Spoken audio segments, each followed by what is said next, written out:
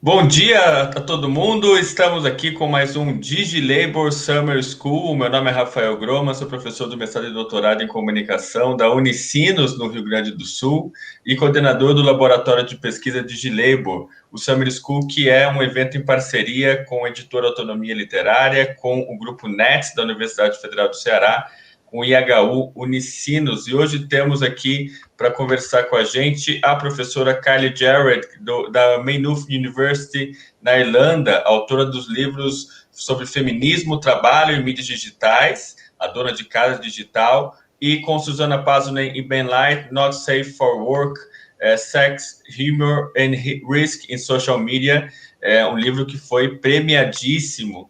E em breve, possivelmente no ano que vem, a Kylie vai lançar o livro DigiLabour, e é um pouco sobre este livro que ela vai conversar com a gente, falando sobre Do the Hustle Justifying Digital Labor, como que os discursos sobre empreendedorismo e trabalho duro justificam os mecanismos do trabalho digital. Good afternoon, Kylie. How are you?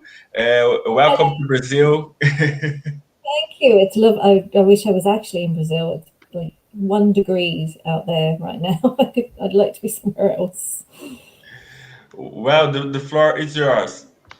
Thank Welcome you. to DigiLabour. Thank you. Good morning, everyone, and thank you very much, Raphael, for the invitation. It's lovely to be here. I'm hoping this will be. I'm hoping not to talk for a huge length of time, partly because I need to slow myself down because I speak quickly, so I will try and keep it slow. But also because we're all in a bit of Zoom fatigue, and you don't need me up here banging on for half an hour at you. No one needs that. And one last caveat, apologies to anyone who saw me do a version of this talk in Orléans at the DigiSum event there. It's going to be pretty much the same paper, so my apologies. So yeah, Do the Hustle, Justifying Digital Labour. So this paper is inspired by an ad that Microsoft released in 2017 for their HP Spectre 360 tablet. And it features blogger, podcaster, and author Emma Gannon. She's a slashy blogger, podcaster, author, Emma Gannon. And she described the perfect fit of this technology for the lives of millennials. Now, I'm hoping to just play the ad, so wish us luck that this will work.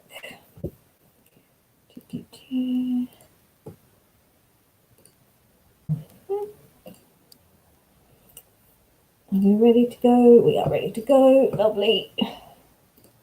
They say that the millennial generation will have more than 5 jobs in their lifetime. I think it's really exciting. I'm a blogger, podcaster, and author. I do a podcast episode every week. It's just me with my microphone, and I edit it. It's so easy to run lots of programs at the same time. You don't expect to be able to draw on a screen. This Windows PC is so fast. I have a book out. I've had a blog where I write travel features. It's the power of putting your ideas out there, actually not being afraid.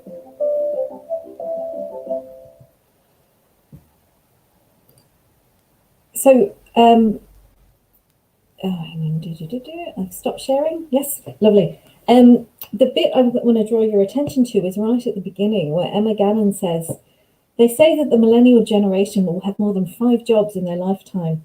And then it goes to a close-up and she says, I think that's really exciting. And in a blog post about this ad, which unfortunately has now been taken down, Emma Gannon says, and this is quite a long quote, so bear with me. She says, but what I do is not just this and that. It's lots of endeavors rolled into one, which all make up one big career. I've learned to own that fact with confidence. I might not have one job, but that's okay. I have multiple skills, multiple income streams, fingers in multiple pies, and many strings to my bow. Turns out I've never felt more stable or powerful since being a slashie. So what intrigues me most about this ad was that for Emma Gannon, what she's not saying here is that her aspiration is for stable and secure work. That's not what's driving her. Her current precarious state as doing multiple gigs in effectively the gig economy is not just a hopeful stepping stone into something more permanent. It's an end in itself. This is what she says she wants to be doing. And more than that, she's also saying it's something to be celebrated. And that seems, for us good digital labour theorists, that seems pretty counterintuitive. And every time I saw the ads on television, I would just be like, what? What on earth is that? What is that about? It didn't make any sense. And of course, my critical instinctive response is to go, well, she's drunk some kind of neoliberal Kool-Aid and she's deluding herself about what her work really is. And she's kind of deluding herself and allowing herself to be exploited more and more by global capitalism. But I don't think that's really quite accurate, and I don't think that's quite the right question or the right way to be thinking about this. So approaching this from a kind of social reproduction theory perspective, as is my wont, there are other questions we perhaps need to ask.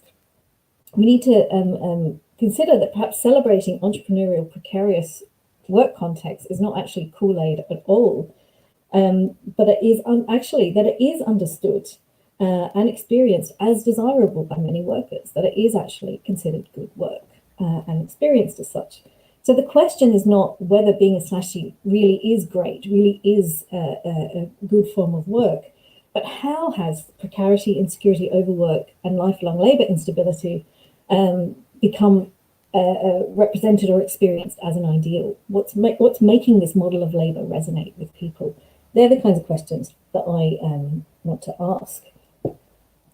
And so the answer for me really lies in how hustle, the kind of entrepreneurial hustle of the gig economy, articulates a particular version of disalienated labour. I'll look at that through a series of lenses for the rest of this talk. So one of the great promises of the post-Fordist labour environment, and in particular through the digital revolution, was improved labour conditions and more opportunities for creativity and agency within work. When we look at the kind of flexibility of the network economy and the flexibility of digitized work, it's long been depicted as doing away with the emotional and creative constraints that were imposed upon industrialized workers, of upending the soulless, stultifying, repetitive processes and replace the bland bureaucratic hoop jumping of the industrial factory or the office cubicle life of the Fordist firm. So the petty life and frustrated self-expression of the man in the grey flannel suit, to use that image of Sloane Wilson's novel from the 50s, was to be transformed by kind of flattened hierarchies, dynamic and flexible career paths, and flexible ways of working, and the demands for innovation and creative thinking as work entered into these more flexible modes associated with post-Fordism. So in effect, it was to become re-enchanted, disalienated, if you will. So a contrast to the alienation that Marx had typified associated with industrial capitalism. And I'm assuming I don't need to go through the 4 forms of alienation that Marx describes, but we can come back to that if I have to, see if I can remember. But to re-enchant work, to disalienate work, is to give workers agency within their labouring life, to give them some control over what they do, to allow them to be invested in the products they make, and to work with others to achieve common goals. And most importantly, it's for that work to be an expression of self, creativity, passion, and ambition. This is the overturning of this is the associated with the alienation from species being, which is kind of really important kind of critique within Marxism. Anyway, there's a whole history there. Okay, so we see some forms of disalienation in the 3 kinds of work I'm looking at in my current book. The book, I believe Raphael referred to it, that I'm feverishly working on, is kind of summarizing digital labor. So it's trying to look at kind of all the common characteristics of what we refer to as digital labor. But within that, I'm looking at both at unpaid user work, platform work, and also work in elite tech companies, so the GAFAM companies or the ATX companies, kind of Google kind of workers. And we're all unionizing at a rapid pace, which is delightful at the moment. So one of the interesting things, across all 3 forms of work, we see the importance of kind of disalienation. We see the importance of the kind of re-enchanted work that was promised by post-Fordism. So certainly affect and autonomous self-expression drive user-generated content. It is disalienated in many ways, although that's quite complex, as I've argued before. And that's not least because such work is formally uncontracted, and has no real connection to financial compensation. But also more often than not, because it's experienced as fun rather than work. It's not considered to be labour. In creative elite occupations, such as game design, programming, coders, the relationship between disalienated labour is also pretty clear. Having the products of your labour be ideally a realisation of individual creativity is an alluring privilege, regardless of whether that work's performed kind of freelance or more kind of contained within a relatively stable corporate environment. It is disalienated, enchanted work, if you will. But interestingly, the pull of disalienated labour is also felt in the much less privileged context of platform work. And I'll cite two examples. So Alex Rosenblatt's study of Uber drivers cites the importance of not just the income that comes from Uber, but the flexibility over working lives and making social connections as a motivation for both full-time drivers and hobbyists. So in its recruitment drives for its drivers, Uber also uses the allure of self-employment, the disalienated labour in which the worker decides their schedule and their working time frame, and so has autonomy in shaping their labour. They also use the glamour of passionate work. This is about doing something that is for you, that is valuable. And that's a recurring theme in the kind of promotion of platform work to potential labourers. Similarly, in Gray and Suru's study, Ghost Work of digital micro-work platform workers, they say such work was considered desirable as an alternative to low-end service work, but also valued in its own right, because of how it fit around other life commitments, giving, and this is a quote, some semblance of control over their time, work environment, and what they took on and valued as meaningful work. So it was also about a kind of self-actualization within that kind of work. So some of the research subjects overtly describe taking on work for self-improvement or for self-determination, and in particular for being one's own boss. So within the kind of work, labour context that Emma Gannon is working, we've got this kind of idea of this is disalienated, enchanted work. But why has that become central? Why has that become such an important aspect of society? Also valid as a kind of driver. So in this lovely book, which if you haven't read, you probably should, I've only read it recently and it's excellent, Change Makers by Adam Arvidsson, he argues that seeking fulfillment in work, seeking enchanted work, and for motivations beyond the financial has become a key driver in what he refers to as industrious capitalism. He suggests that meaningful work has become the existential solution to the instabilities generated by the neoliberal assault on labour security. Disalienated work conditions are the positive face of the kinds of labour-intensive, small-scale, petty commodity production we see in digital labour environments such as platform work, freelance creative production, and tech startups. In these contexts, work and its products remain under the apparent autonomous control of the worker and can be invested with the use values and meanings specific to that individual or to their society, their community, whatever other goal, meaningful goal is associated with their work. So while work and incomes may be insecure and require sustained and constant effort, it can also be personally rewarding, socially meaningful, and produce quality goods that the worker is invested in. Proper, good, disalienated work in industrious capitalism. So the figure that personifies this is quite obviously, personifies this promise of disalienation is the entrepreneur. So the entrepreneur is the self-made, creative, autonomous, disruptive change maker of Arvidsson's description. The entrepreneur embraces risk, is the one brave enough to venture out of the iron cage of wage labour and fling themselves wholly into the dangerous currents of capitalism. They're brave souls. They're independent, self-reliant, and innovative, able to adapt themselves, their labour, and their products to changing circumstances as a matter of necessity. They're very flexible. They are the ideal flexible worker. They're also driven, their passion for their work manifesting in perseverance and intensive labour, which are key features of Silicon Valley labour practices. They are the antithesis of the wage slave who sells their labour time for 8 hours a day to an employer who controls and manages their every action and cares little for their hopes and dreams in order to produce generic products which they have no investment. The entrepreneur is a complete opposite of that. So as Shaman says, apologies for pronouncing his name badly, And entrepreneurialism is a sticky idea that sutures together ideals and aspirations about good work and wealth creation with the realities of precarious employment, but in a way that renders such work desirable and exciting. So this idealized aspirational figure of the entrepreneur is at the core of digital labor, even in contexts where it's not specifically articulated. And it's the essence of the Silicon Valley startup founder, and that myth itself resonates globally.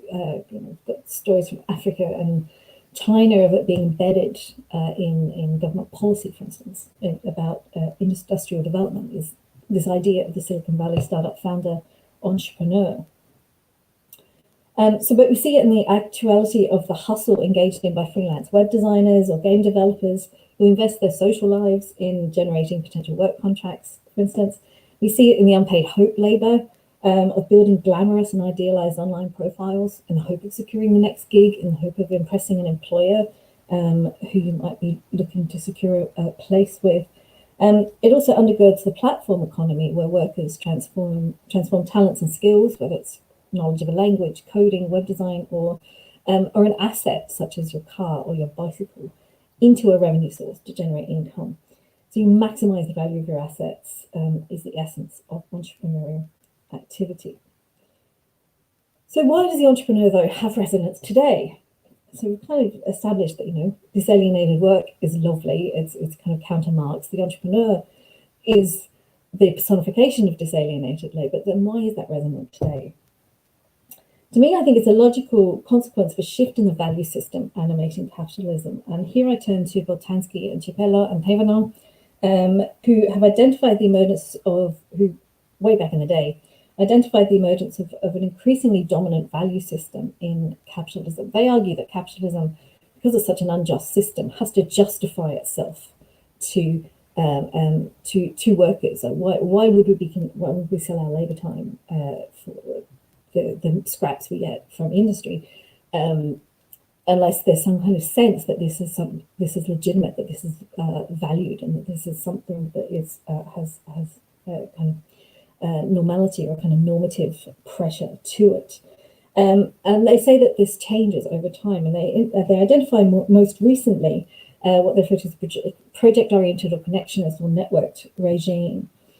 And within these regimes are all orders of discourse. So they set up certain kinds of objects and certain kinds of ways of being as idealized. And so the key figure, the central figure, the great man, as they call it, in this network regime, is the one who is engaged, mobile and flexible, has autonomy, enthusiasm, and adaptability, and particularly being adaptable to others.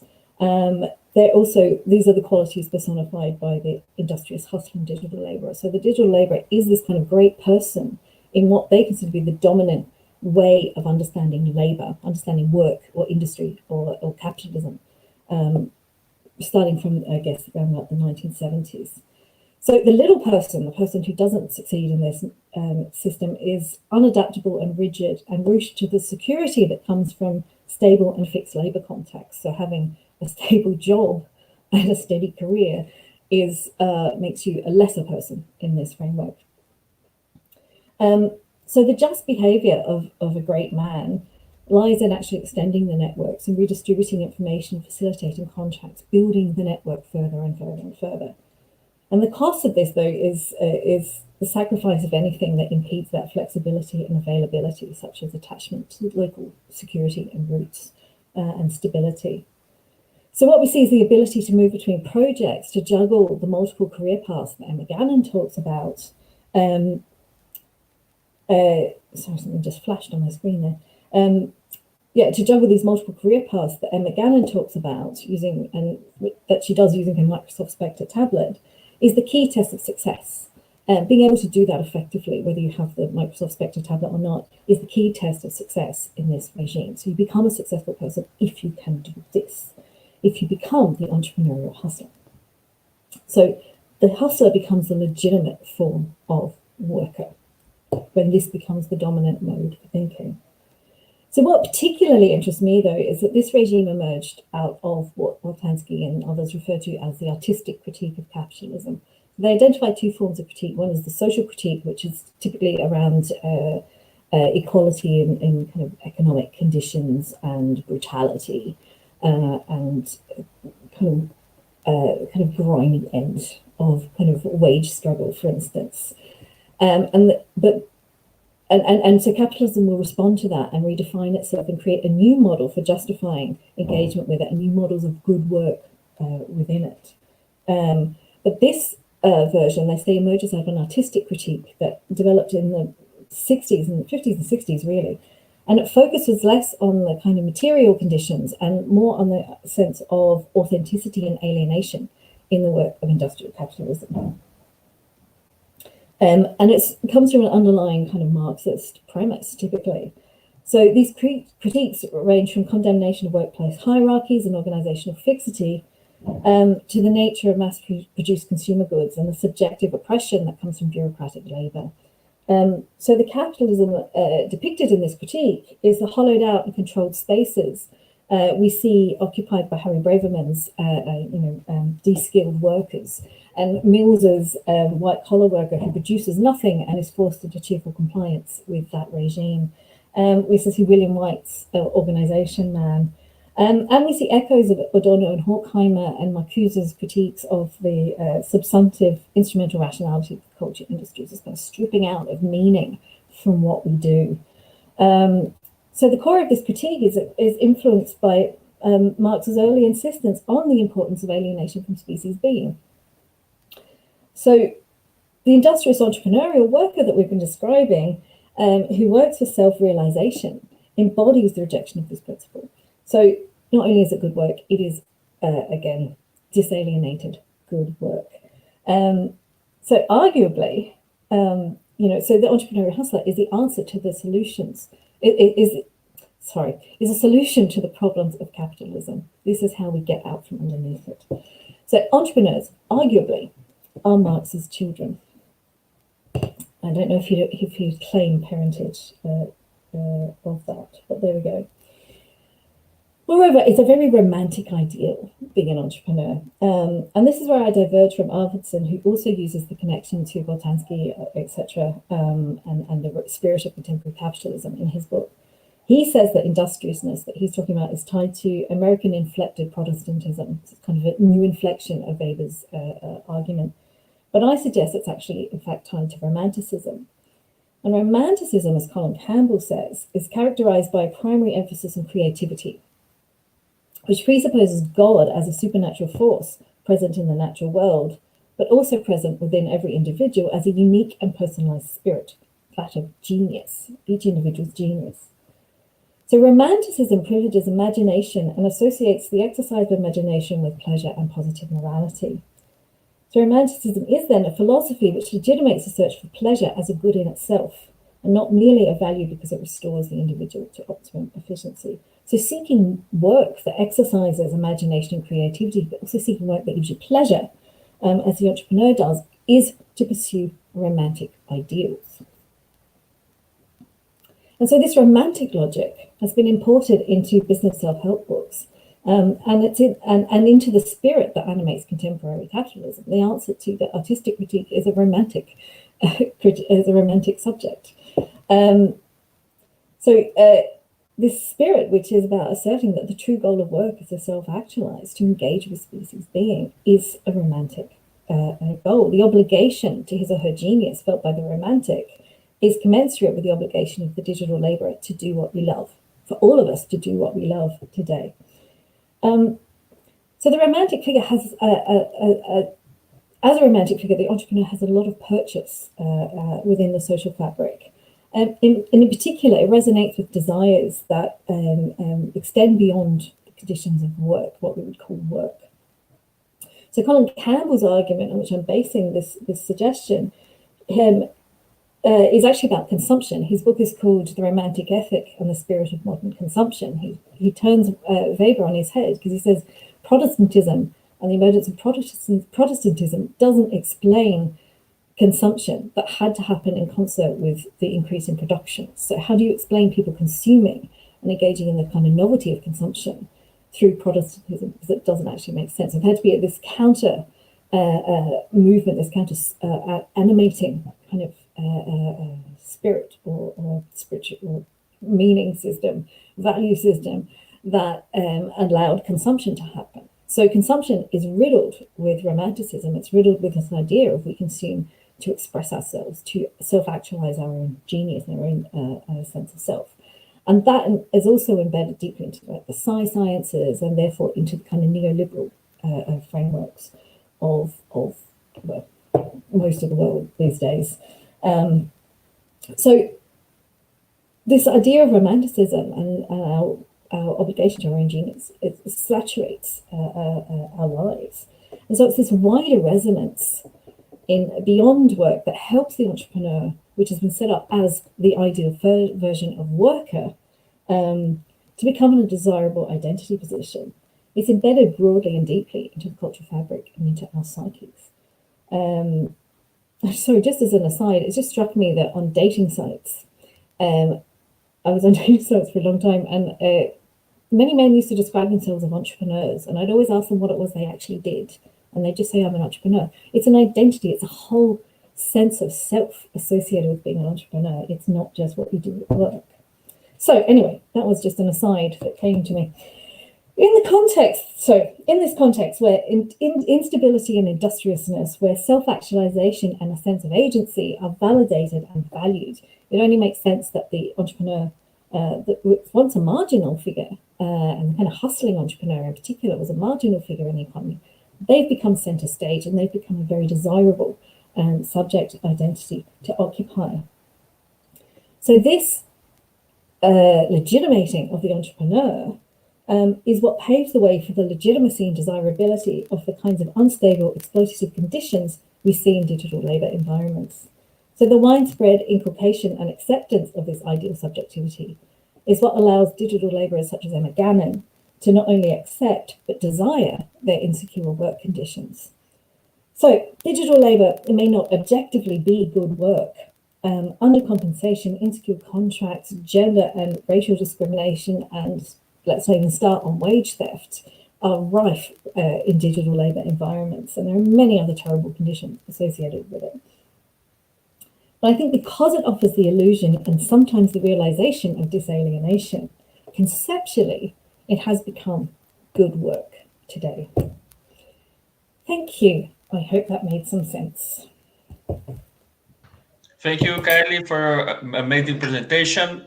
First of all, you mentioned both Botanski and Capello.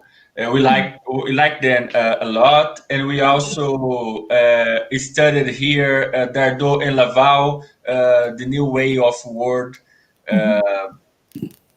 and they related entrepreneurialism and neoliberalism to.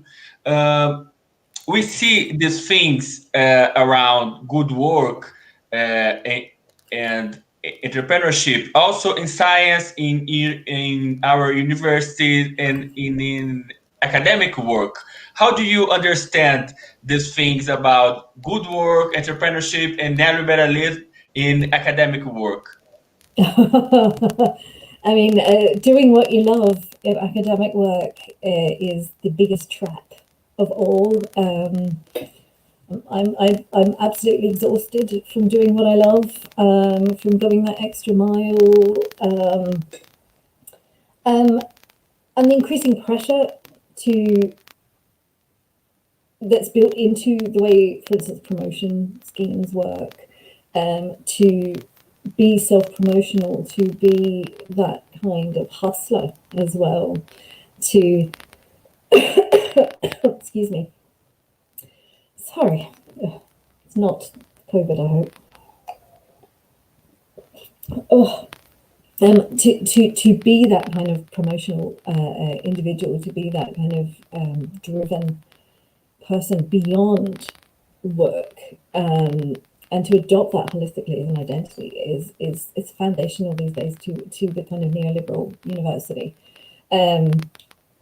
I say slightly bitterly, having had a discussion about this with my university president on last Monday, actually. So yeah, it's a trap, but I think I'm beginning to think it might be wearing a bit thin. I think we're getting to the material conditions, the kind of social critique is emerging, is re-emerging. And I think I was talking about Google workers unionizing, for instance, but I think there's increasing resistance in terms of the precarious workforce and universities to also resist this, to push back against, to no longer accept that doing what you love is enough, that it's not enough. You need to actually have a living wage. You need to actually have conditions that aren't utterly brutal. You need to have someone, at the moment, facilitate working from home. If you're a casually employed person, you don't have a laptop supplied by the university, for instance. So, and so I think I think we're kind of perhaps at a bit of a tipping point where this kind of artistic critique that's allowed this entrepreneurial figure to emerge is kind of being replaced again with a much more material critique. And I think the increased unionization is about that. I don't know if that's answering your question. Universities are terrible, terrible places at the moment, but I love it. And Yeah, it's very complicated. The second question is, you are a professor in media studies, me too, in communication and media research. How do you theorize the role of media to segment and circulate meanings of this good work? Yeah, well, I think that's a tough question. I think in some ways you need to separate broadcast from digital media and social media. In that, I think broadcast does it through narrative, does it through the valorization of, through celebrity culture, through and has the kind of development of image coming out of the kind of visual paradigm of broadcast and film, for instance, a long history of developing that kind of focus on the spectacular celebrity, which is tied in here as a kind of ideal. And then also the way in which news supports neoliberal agendas, all of those kind of narrative functions. But I think when we get to the kind of more digital end, I think the pace of digital media is helpful in fostering this. It fosters that kind of constant doing, constant engagement, that constant association, and then it opens up these avenues for the kinds of self-expression that then become part of your persona, that become part of this kind of entrepreneurial subject that you are needing to create because you're needing to position yourself all the time. So I think the publicness of what we do online, even though it is very intimate and very personal, it is also very public. And so I think that fosters this kind of entrepreneurial subjectivity.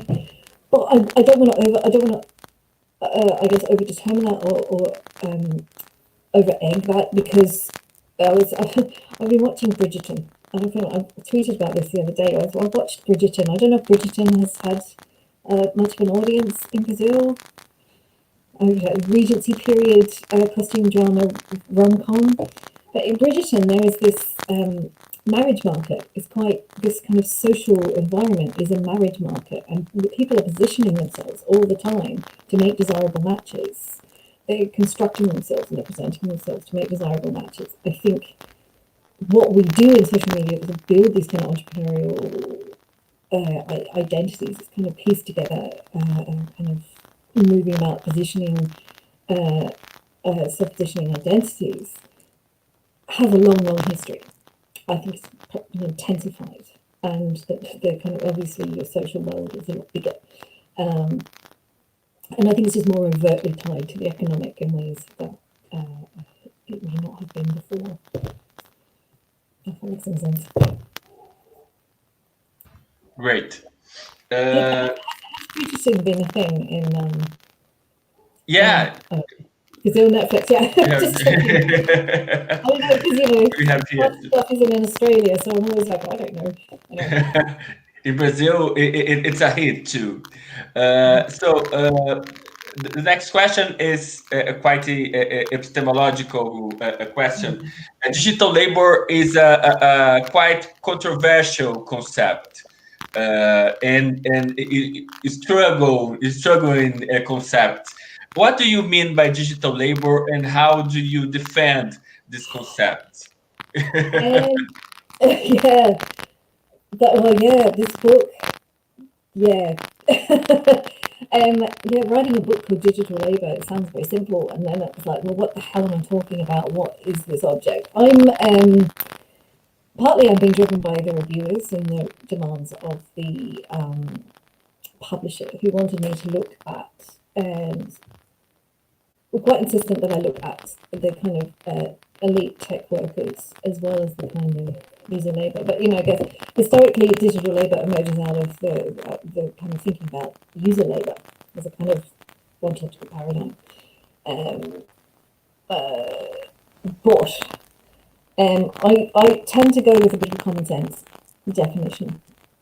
And so what I've narrowed it down to is looking at is just by looking at the spheres, and it's going to be a contentious distinction. Looking at unpaid user labour, looking at platform work, and by platform work I also mean not just the kind of Deliveroo Uber stuff, but also vlogging and YouTubing and influencers who are working for platforms in different ways. And then also the elite tech workers. It's a very common sense definition. This is for the Polity Digital Media and Society series, so it's supposed to be just kind of textbooky, summative. So I'm just trying to work with that kind of common sense definition.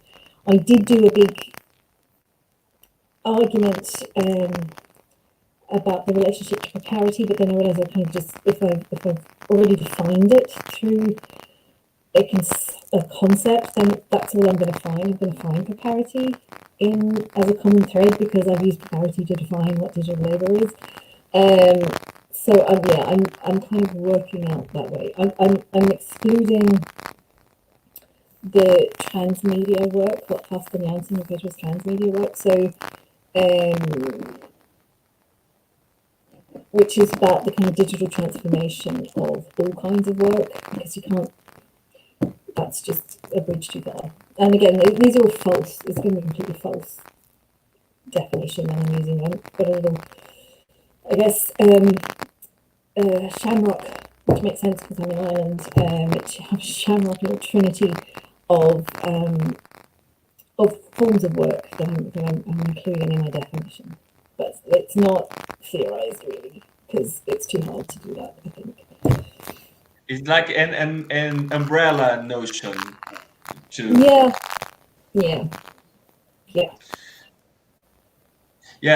I think it is. And how do you understand tech workers organizing? Do you think they are confronting and struggling against entrepreneurialism and hustle mechanisms? I don't think that they're struggling against entrepreneurialism. I think entrepreneurialism is just it's desirable. And it's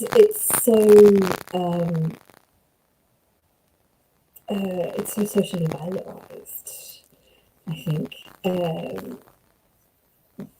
But yeah, they are struggling against mechanization. Although in some ways they are. Some of the more elite end of the alphabet workers, for instance, are concerned about what they're being asked to work on. They're being asked to work on projects that they disagree with. And then some of them are also about the kind of gender politics. So some of it is about the way in which they're not being able to self-actualize in their work as promised by their entrepreneurialism. But I don't think they're arguing against entrepreneurialism per se. I think it is more about material. I think because they're also expanding to kind of the whole company and seeking solidarity with platform unions and the growing body of unions in the kind of less elite and less privileged work environments. I think there's something. I haven't spent enough time because they're too nascent. It's something I'm really working on for the next few months. Is getting into kind of understanding more about the particular politics that are animating these unions. It's the next chapter, as it happens, is looking at that. That was all supposition. I'm making it up as I go along, basically. Yeah, and you wrote many times about the gender and work, and your incredible work with Susanna Pazunen and Ben Light, Not Safe for Work. Tell us more about the role of gender in digital labor. What is old and what's new? Oh, just as an aside, if anyone wants a copy of my book, The Digital Housewife, please send me an email, and I will send you the PDF, because take that, Beat Publishing. So please just send me an email. So gender. What I find fascinating is that the types of work we're seeing, the kind of framework around this work is very feminized. It's very feminized ways of working, and also racialized ways of working. I'm developing this argument, and it could be nonsense, about all three forms of digital labor that I'm looking at as a form of cheap work, and I'm using here Min Land's Asians Work Clothes on the Internet book, where she looks at the relationship between the kind of influences she's looking at and the idea of cheap labor coming out of factories across Asia, and how it changed over time, which was the cheap country, whether it was made in Taiwan or made in China and in Korea, but always associated with kind of racialized Asian work and racialized kind of context. So, but it's also feminized because of the Asian people are feminized through the kind of racist discourses. So I kind of think there's something there about, and again, this goes back to that housewifization argument from Humanitas, etc., which is not just about the relationship to domestic work, but it's about the way in which historically women's work has been fragmented and lacked organisation in a kind of unionisation sense, and it was undercompensated, etc. So it's kind of that way in which that kind of dynamic has become normalised. It's normalising Emma Gannon's narrative about good work, and it's about that form of and that importance of disalienation as well, that importance of expressing species being kind of the importance of the inalienable, which again goes back to my argument in The Digital Housewife about the importance of the inalienable within capitalism. So, which in itself is a kind of feminist forms of labour. It's all still coming together, I hope. It has to. Well, the book at the end of it, it might be nonsense. I don't know. We'll see. I'm still working through it, but I think there is something there. Great. And my last question is the hardest, perhaps. How to build alternatives in ideological and discursive perspective to the Silicon Valley approach with the words disruption, innovation, or how to dispute these words like creativity and like I think about the Lily Irani's book Chasing Innovation and so on. Yeah, that is a tough question. You're a horrible man for asking it. I'm not sure I'm the expert on this, but I think the narrative needs to shift from individualized goals around species being, a species being that kind of neoliberalized, if you will, as a kind of individualized neoliberal subject position, the kind of like disalienated worker. I think it's more about the kind of collective understanding species being is something that isn't just about your own self-actualization, it's about social self-actualization. And I think, I'm not sure what words we will use to do that. I'm not sure what valuing or prize there may be in that, but I think, to me, I think that's the shift, and I think that's actually looking towards the other forms of alienation and considering them as being more important in our critiques of capitalism than species being, which is problematic in any case, because again, it's not a subject position that belongs to everyone at any point in history, particularly women and racialized minorities, etc. It's never been a position that most of us ever got to play or are in, so we could never go back to it. But also just thinking about particularly the alienation from others. And I think, neoliberalism did a great big job on individualizing us, and I think more collective sensibilities. And again, and that's why this kind of unionization is going to push towards unionization and building solidarity across the strata of alphabet, for instance, and between unions working at different kinds of modes of digital labour, a kind of interesting thing. And possibly, I'm not a great one for positivity, it's not my medium of choice, but it gives me something to hope that potentially something might happen that will shift the narrative. Of course, the problem always had that capitalism is such a tricky little bugger that it will find a way to absorb that critique as well, because that's what it does. It just goes through these cycles of absorbing critiques and it comes back to us with something that looks and sounds and seems more palatable, even if it's just as toxic as the previous version. That's me not being positive at the end. Great. The next question for our audience from Rafael Stuckey. In Brazil and Global South, the informality is a rule, is a norm, is a standard, not a bug. Did you study the role of informality in digital labor? Yeah, I've actually just been writing about that, actually. I think, and Albertson's book is quite good on informality and kind of the way in which the entrepreneurial hustler works in an informal economy. Like that's the kind of origins of it, and I think it's been brought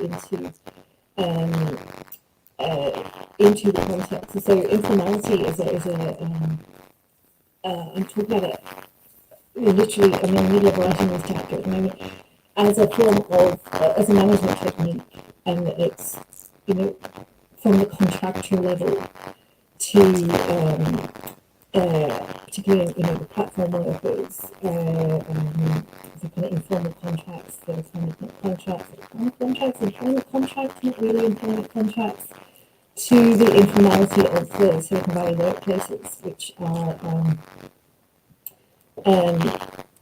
which of course, is all about how cool they are and how relaxed dress codes and heavy.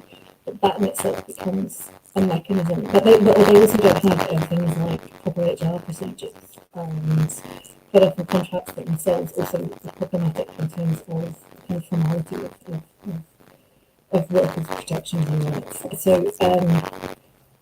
there's this mechanism of informality that I think comes from that industrious hustler informal economy and has gone up through the system into the kind of more formalised workplaces, for better or ill. And I think it works in the context I'm looking at, because it gives that illusion of autonomy for a lot of workers who are then micromanaged at another level. So you are, for instance, you have the illusion of autonomy and that informality as a platform worker for Uber, for instance, but you are managed for much of your life through the app, or if you're an influencer, you're managed through the algorithms and the visibility they give you to the work.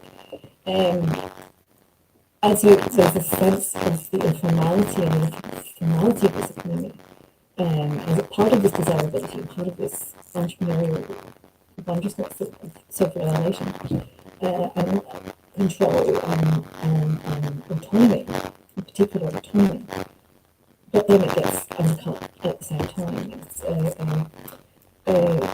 This is the Ursula Hughes refers to as the management minuet. So it's a dance between control and autonomy that is quite common in creative labour at the moment. So it's kind of looking at. So I think it's not quite the informality it was mentioned with the Brazilian economy, kind of very formal economy, but I think Arvidsson does such a great job of kind of mapping how that form of organising work and living has become kind of emerged into the kind of dominant form of industrialist capitalism.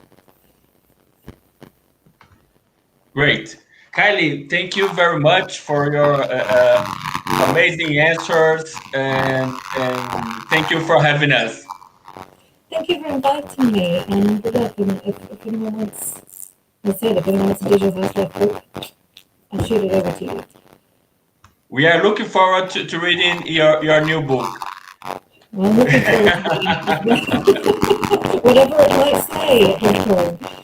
Anyway, thank you, Rafael. Great. Thank you, everyone. Bye-bye. Gente, ficamos por aqui com mais um DigiLabour Summer School.